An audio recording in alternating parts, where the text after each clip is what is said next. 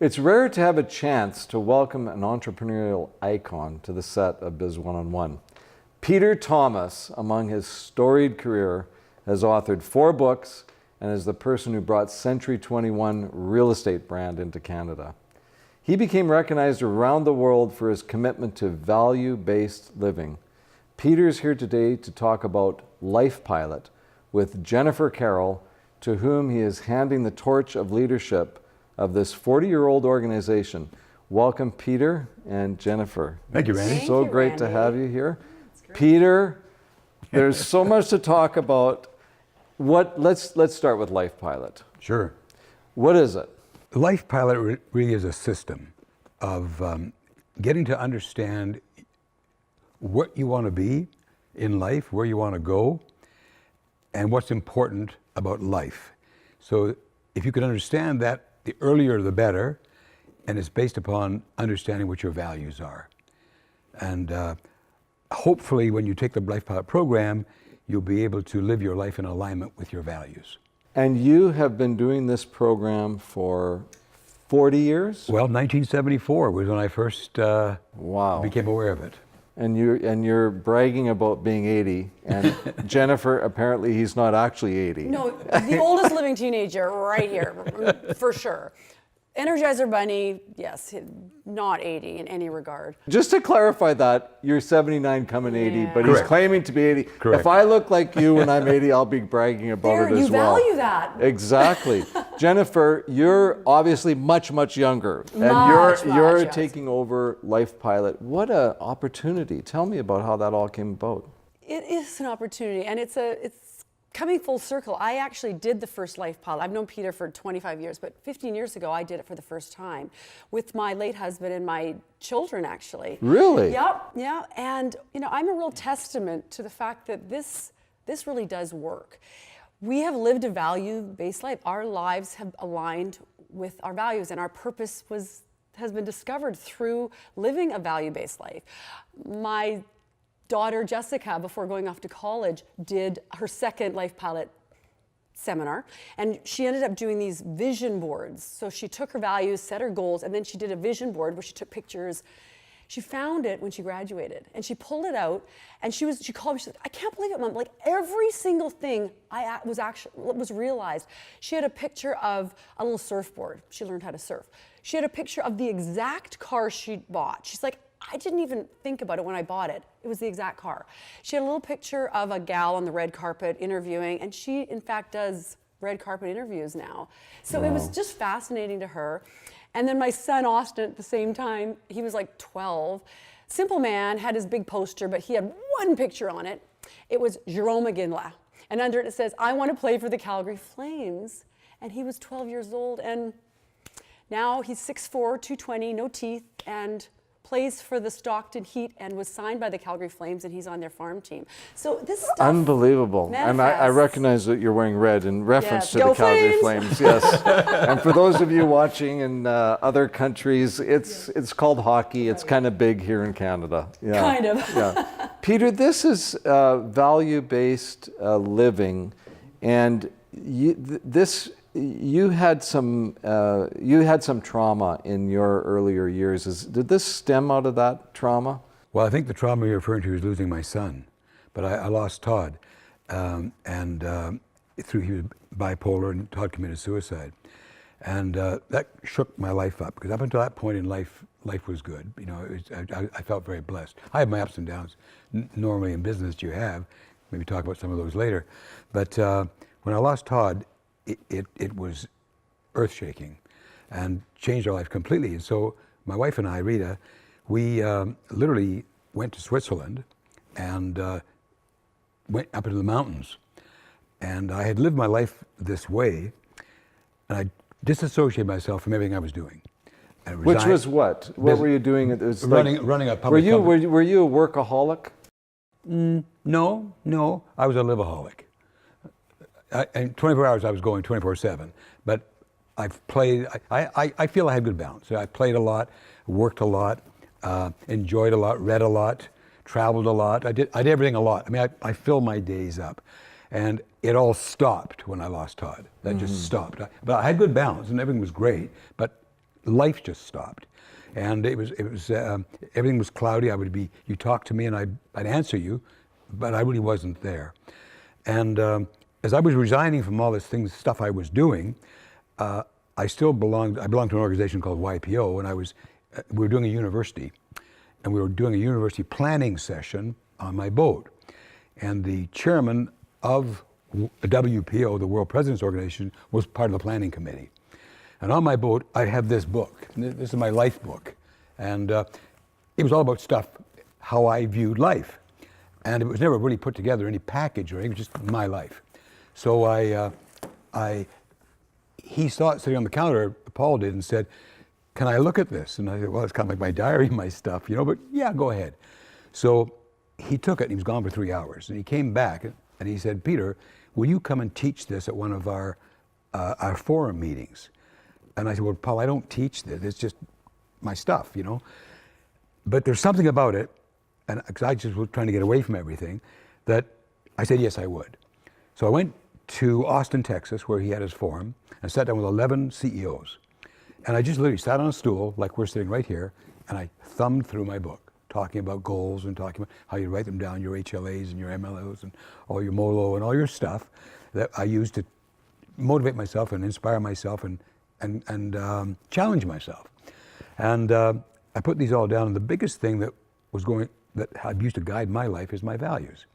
And I have values: health, freedom, happiness, and integrity. And I started off, had about 13 values, but I boiled them down to those. And Health, freedom, happiness, and integrity. And what I try and do is everything that, if you said to me, "Peter, right now, let's you and I go smoke some dope," well, I wouldn't make a moral decision and say no. I would just think, well, do I really want to do that? I wouldn't just say, yeah, let's do it. Do I want to do it? I don't think so, Randy. I'm going to go for a run. You make sure, my number one value just happens to be health. So I wouldn't want to do anything that would kind of kill that. My next, health, freedom. Well, I would never want to do anything that would impair my freedom. Like I would never want to rob a bank, for example, because you might impair your freedom. Right. You want to do anything illegal, not making moral decisions here. So you never do anything. So I learned that if you live your life in alignment with your values, life gets easier. It's never easy to make values-based decisions, but it's better to do that every time you do it. Every time I have to make a decision about anything, my priorities always relate to my values. So anyway, to get just quickly back to what happened, after that workshop where I presented the 11 CEOs, Paul said, "Peter," and I realize now he was helping me heal. Right. This was all part of your mourning process. Correct. And I didn't realize that as much. And he said, "Peter, you've got to get this going. You've got to teach this to the CEOs. We have thousands and thousands of CEOs all over the world." He said, you've got to teach this to them." Wow. And he said, "You've got to put this in a sort of an order." So Reed and I then went back and we hired a PR firm, an advertising firm, and sat down with colors and organization and put it all together in what we have a 4-hour workshop. And we teach that workshop all over the world. So I went back to Switzerland and started making phone calls.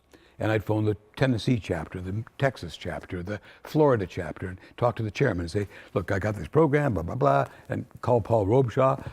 And then as I built it along, we had testimonials. So Rita and I then went to Bahrain, we went to Paris, went to London, went to Hong Kong.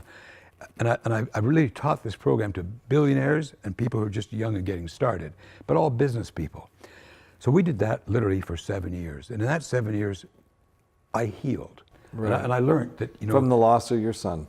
Correct. And I learned, that in life, and I sort of take it like, the kids won't know what an LP is, but an LP, Randy, is a long playing record. And I say each of our lives is like a record, a long playing record. And we all get scratches as we go through life. And many times, we don't get past those scratches, and they can impair the rest of our lives. And I kind of like to share that you can get over those. You've got to get over them. You never get past them. You don't ever eradicate a scratch, because that's who you are. Mm-hmm. And all of us go through it. It could be a divorce, it could be a death of a loved one, it could be a sickness, it could be anything, but it's a scratch in your LP, in that life of yours. And so what happened is, when I got back, we came back from Switzerland. We stayed there for 7 years. Rita and I, in the mountains, in a chalet, teaching Life Pilot all over the world. And then we came back from that and started talking, getting engaged again. And all of a sudden I started going to schools. And started high schools, universities. We've taught this in UVic, Simon Fraser, Royal Roads. And in fact, Royal Roads even embedded this program into their MBA program, where they teach now values, which is critical in business. And Jennifer, you're now having the opportunity to pick up the ball and run with Life Pilot. What strikes me when I listen to you talking about what you're doing and how it came about is, I don't know whether anybody's really teaching me about my values before. I got into business when I was 19. I hadn't thought of, and I have great parents and, they've passed away, but I have a wonderful family. Are values something that are to be taught or to be really considered, or is it just you're just supposed to figure it out? We'll discover, and that's what we do in the seminars. It's the first thing we do is ask people, what do they value? I mean, it all boils down to the tough questions we ask ourselves all the time, like, what do we want? Yes. How do we envision our lives? How do we make a difference? How do we leave a legacy, live our lives to leave a legacy? And these are tough questions. But as Dr. Seuss says, sometimes the questions are complicated and the answers are simple. And maybe, just maybe, the answers to these tough questions can be boiled down to vision and values. And we talked to a room full of very successful people, 100 people the other day, very successful people. And you have to sit and look at this list of values and say, what is it that I value? And then narrow that down. I have none of us are insulated. And one of the biggest things we teach is focus. That's, once you have this vision, you have to focus and stay positive. I lost my husband 5 years ago. And when that last year of his life, I realized more than ever the significance of Life Pilot and how living a value-based life is imperative, because all of a sudden this world of infinite opportunities that we had for decades was shrunk down to our home, our backyard, the hospital. Right. And we learned a word that we didn't know much before, and that was no. And we had all this stuff coming at us. You know what we did? We narrowed our values down to pretty much 4 values: health, family, friends, and faith. And as life came at us, if it didn't fall into there, right, we didn't do it. We said no.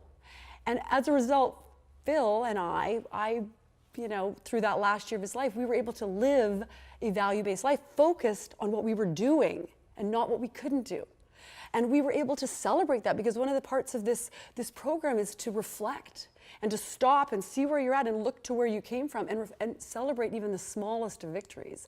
And I don't know if people do that enough. We need to celebrate and reflect on what we've learned. And so I think that that's a big part of this Life Pilot program, is to recognize your values at any age. And they change. They change. I learned when I first did the first summer that I really value my voice and sharing stories and trying to impact lives. And I just feel so excited that 15 years later, I'm now really diving in head first into something that I believe in, and I really feel that I needed those 15 years to live it.